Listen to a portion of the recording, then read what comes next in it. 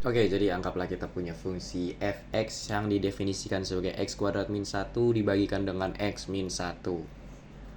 Mungkin kalian berpikir ini bisa langsung disederhanain gak sih? Ini kan sama aja kayak x plus 1 dikalikan dengan x min 1 dibagikan dengan pembaginya ini x min 1.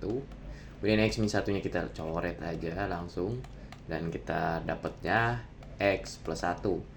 Nah, sebenarnya ini nggak salah ya. Cuman kita perlu mencatat bahwa ketika x-nya sama dengan 1 pada fungsi fx ini, ketika x-nya sama dengan 1 itu dia tidak terdefinisi. Jadi maksudnya gimana? Kita bisa langsung coba substitusiin aja 1 dalam fungsi fx-nya ini. Ini kuadrat. Nah, x-nya kita kosongin dulu, kemudian kita substitusikan dengan 1, x sama dengan 1, 1 kuadrat minus 1 itu sama aja 0, dibagikan dengan 1 minus 1 itu juga 0. Nah, ini tidak terdefinisi. Sedangkan kalau misal kita substitusikan 1 sini, misal 1, kemudian kita tambahin dengan 1, itu sama dengan 2. Ini dia terdefinisi ya. Jadi fungsi ini yang baru ini dia tidak sama dengan fungsi yang awal. Sebenarnya fungsi yang ini ya, dia tidak sama.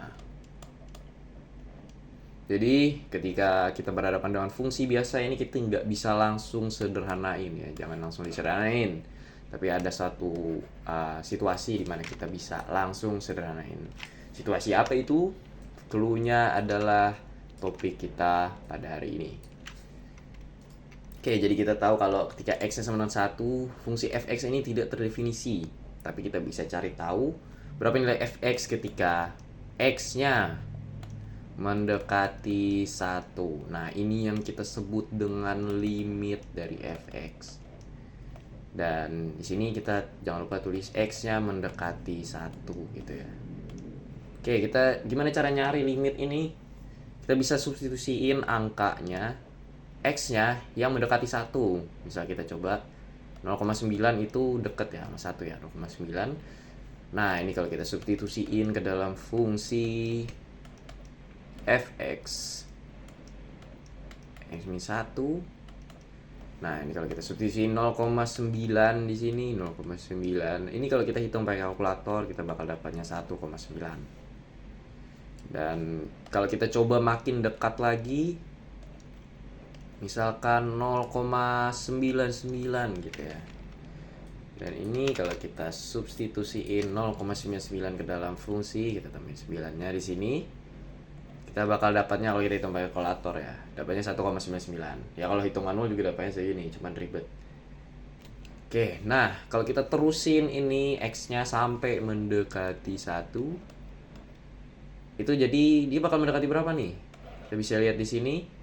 Tuh sebenarnya kita bisa langsung nebak aja dia bakal mendekati berapa. Atau kita bisa lihat di grafik berikut ini. Bukan grafik ya, tabel berikut ini. Jadi ketika x-nya, di x-nya di sini, jadi yang mendekati 1 dari kiri, misalnya 0,9 dan seterusnya sampai 0,99, 999 dan seterusnya sampai dia mendekati 1. Dan dari kanan ketika dia dari 1, misal 0,1, 1,01 terus 1,001 dan seterusnya sampai dia mendekati 1 di sini.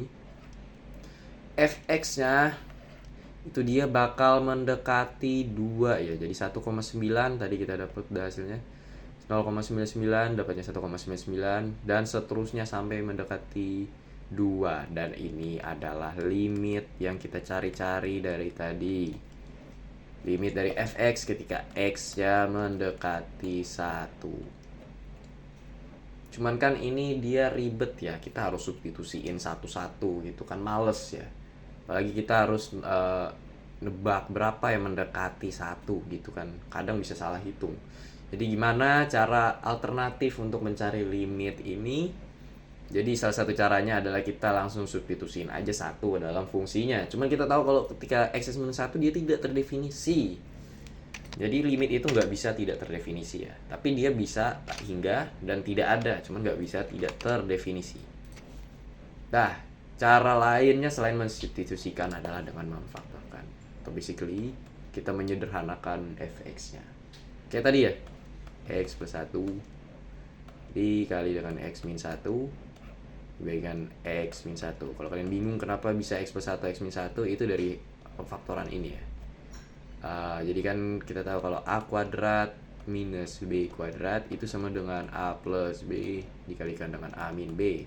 Dan kalau kita terapin itu ke X kuadrat min 1, itu hasilnya ya X plus 1 X min 1. Ini kita coret aja X min 1-nya dan kita dapatnya X plus 1. Nah, baru kita substitusikan X1 ya ini dengan X. Maksudnya X-nya dengan 1 gitu. Jadi 1 ditambah 1 berapa? Ya, 2 lah ya. Nah, jadi itu adalah salah satu cara mencari limit dari fungsi. Oke, jadi kita langsung bahas contoh soal aja. Jadi untuk video kali ini, contoh soal yang bakal gue bahas itu gak banyak dan juga yang simpel-simpel aja ya. Untuk contoh soal yang lebih lengkap lagi bakal gue bahas di video berikutnya. Jadi untuk contoh soal yang pertama, misal kita ditanyain limit dari fungsi 3x plus 6 dengan x-nya mendekati 2. Oke, jadi kita bisa lihat fungsinya ini dan kita tahu kalau cara untuk mencari limit salah satunya itu adalah dengan langsung plug ketiplek aja nilai yang x-nya mendekati itu ya. Jadi misalnya di sini kan mendekati 2, jadi kita langsung aja plug tiplek 2 ke sini. Alias kita substitusiin 2 ya.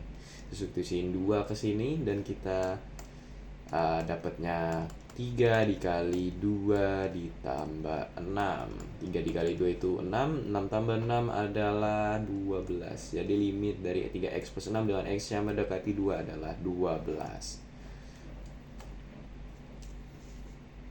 Dan untuk soal yang kedua, misal kita ditanyain limit dari 2x kuadrat minus 3x minus 2 dibagi dengan x min 2 dengan x-nya mendekati 2. Jadi kita tahu tadi salah satu cara untuk mencari limit adalah dengan substitusi langsung. Jadi kita yang paling pertama harus kita lakuin adalah mensubstitusi langsung. Jadi kita langsung aja melakukan direct substitution di sini. Langsung substitusin aja 2 ke dalam fungsinya.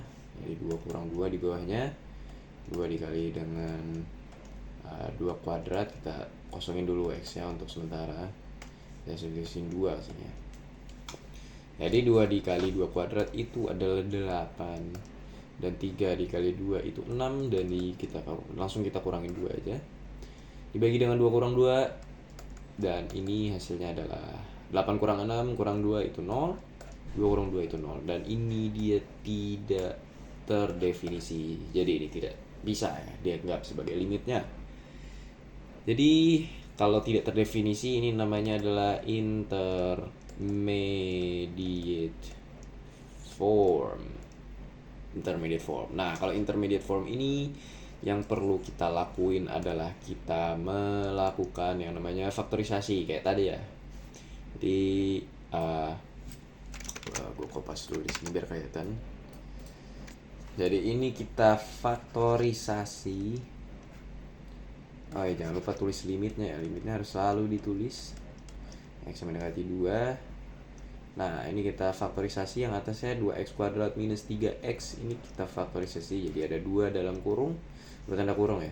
Ya, dua pasang tanda kurung gitu ya. Dan pembaginya tadi x minus 2.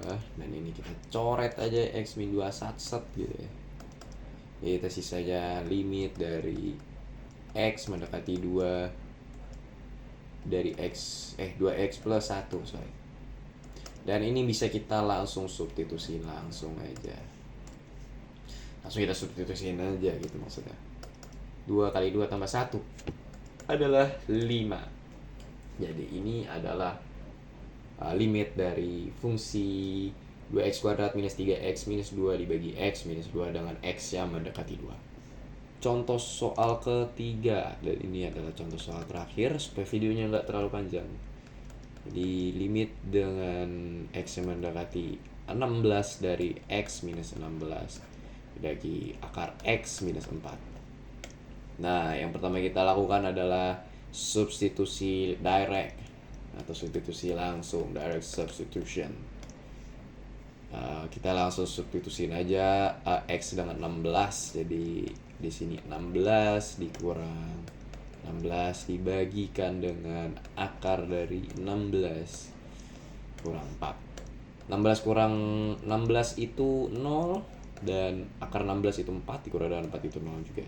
Dan ini tidak terdefinisi. Jadi yang perlu kita lakukan, selain dengan memfaktorisasi atau substitusi langsung, kita bisa mengalihkan sekawan ya. Sekali mengalihkan sekawan gimana tuh? Oke, jadi misalkan kita x min 16 dan di bawahnya nih ada akarnya nih, akar x minus 4. Jadi kita bakal kaliin dengan sekawan akarnya. Ini akar x, kawan itu kan ini dia minus.